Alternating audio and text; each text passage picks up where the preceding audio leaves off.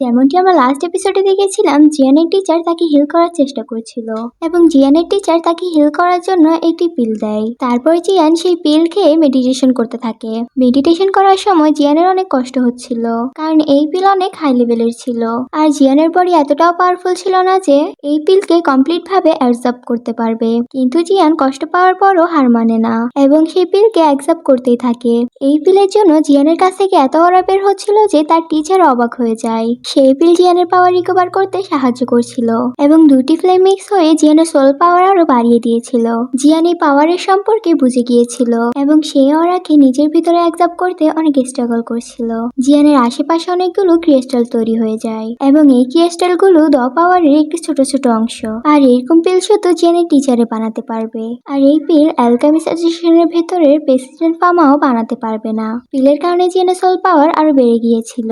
জিয়ান এই পাওয়ার পেয়ে অনেক খুশি হয়ে যায়। তারপর জিয়ান লক্ষ্য করে অতিরিক্ত পাওয়ার অ্যাবজর্ব করার কারণে তার বডির জন্য ভালো হবে না। এই জন্য জিয়ান অরা অ্যাবজর্ব করতে থামিয়ে দেয়। এই পাওয়ার অ্যাবজর্ব করার জন্য জিয়ানের সোল পাওয়ার 2 স্টারে উঠে যায়। এইটার জন্য জিয়ান এবং তার টিচার খুশি হয়ে যায়। তারপর জিয়ানের টিচার জিয়ানকে জিজ্ঞাসা করে, এরপর তুমি কি করবে? জিয়ান বলে, আমি আমার ফাদারকে বাঁচাতে এখনো সাকসেসফুল হয়নি। টিচার বলে, তোমার ফাদার তাহলে কোথায়? জিয়ান বলে, ইয়াং শিকের এম্পারার বলেছিল আমার ফাদার যখন পাহাড় থেকে লাফ দিয়েছিল তখন সে গায়েব হয়ে যায়। যদিও এম্পারার ভালো মানুষ না, তারপরও তিনি এরকম মিথ্যা কথা কখনোই বলবে না। তারপর জিয়ান সেই ক্রিস্টাল বের করে এবং সেই ক্রিস্টাল এখনো গ্লো করছিল।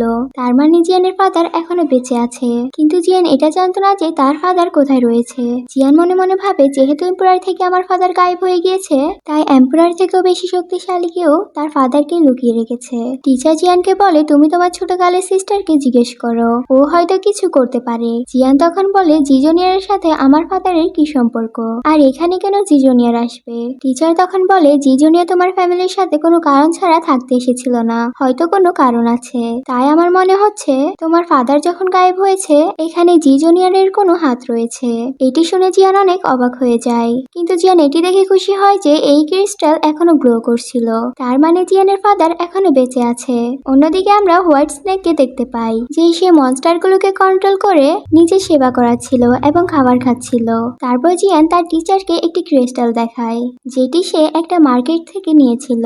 জিয়ানের টিচার তখন বলে, স্টোরেজ টাইপের একটি ক্রিস্টাল, এখানে তুমি অনেক কিছু রাখতে পারবে। জিয়ান তখন তার টিচারকে এই ক্রিস্টাল কোথায় পাওয়া যায় এবং এই ক্রিস্টালের সম্পর্কে জিজ্ঞেস করে। তখন টিচার জিয়ানকে এর সম্পর্কে বলে। টিচার তখন বলে, এই ক্রিস্টালের পাওয়ার অনেক, আর এই ক্রিস্টাল এই 10 কন্টিনেন্টের ভিতরে রয়েছে, আর এটির পাওয়ার ইউনাইটেড স্টেটের থেকেও অনেক বেশি পাওয়ারফুল। আর সেই কন্টিনেন্টের মধ্যে ফাইটাররা ফায়ার প্রডিউস করতে অনেক বেশি এক্সপার্ট হয়ে থাকে। আর এখানে এপিসোডটি শেষ হয়ে যায়।